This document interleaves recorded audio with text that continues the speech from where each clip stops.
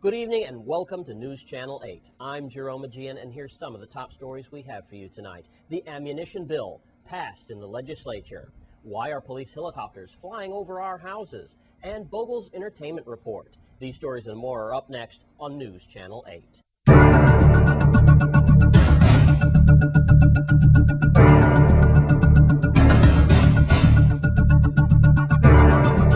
In our top story tonight, a major bill was passed through the Virgin Islands legislature yesterday involving the use of ammunition. News Channel 8's Wes Small has an exclusive interview with Senator Nellie O'Reilly, who sponsored the ammunition bill.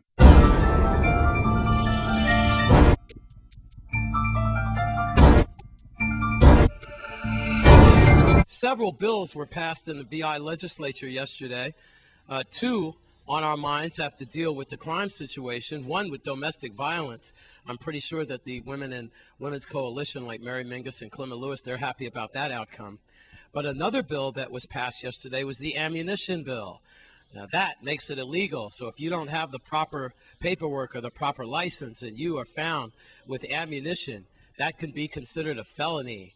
$10,000 fine, 7 years in jail. One of the sponsors with that bill is Senator Nellie O'Reilly. And now we do have Senator Nellie O'Reilly going to talk about yesterday. You and your fellow senators passed some bills. One foremost on our mind tonight is the ammunition bill.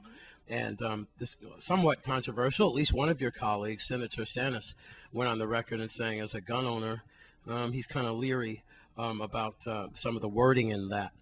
Would you explain to us exactly what the ammunition bill is and why law enforcement seems to be on your side and pretty much everyone's happy about that? Well, that's a good thing when law enforcement is on your side.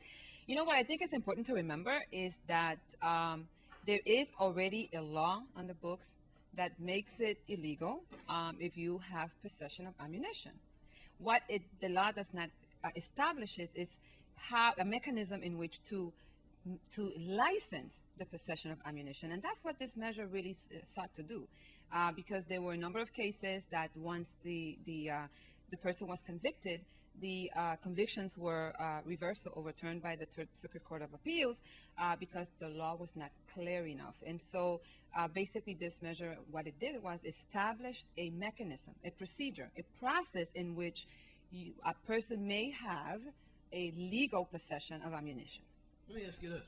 If I've got a .45 caliber weapon that is legally registered and I get pulled over and stopped with 38 police special ammunition, what's going to happen to me?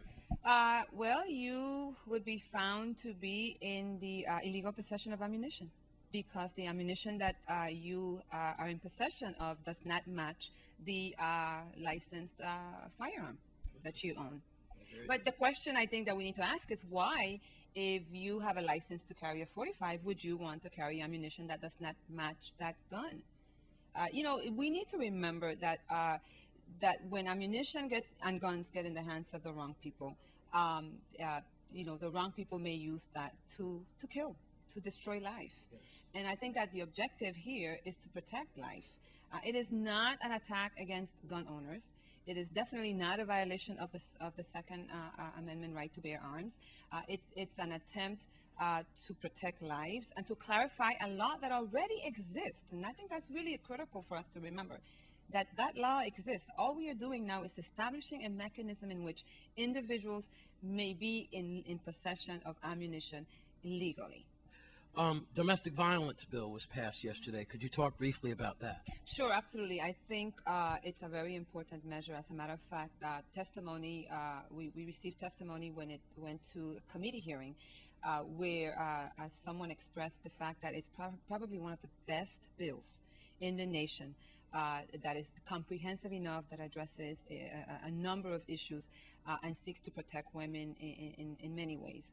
I supported the measure. I think Senator Alvin Williams is to be commended for bringing that measure.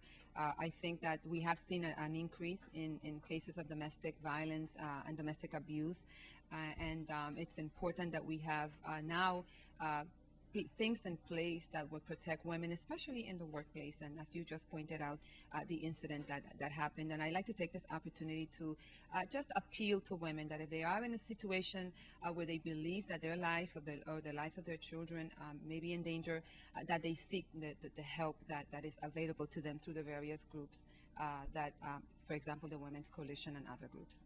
Of course, when you say against women, you also mean against men too, don't you? Well, that's clearly, Wes, that we know that there are incidents of domestic abuse and domestic violence against men, but the reality and the numbers show that the incidences are greater against women.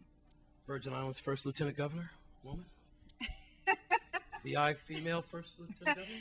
Have a great day. Okay. I'm Wes Small. Tried to get something out of her.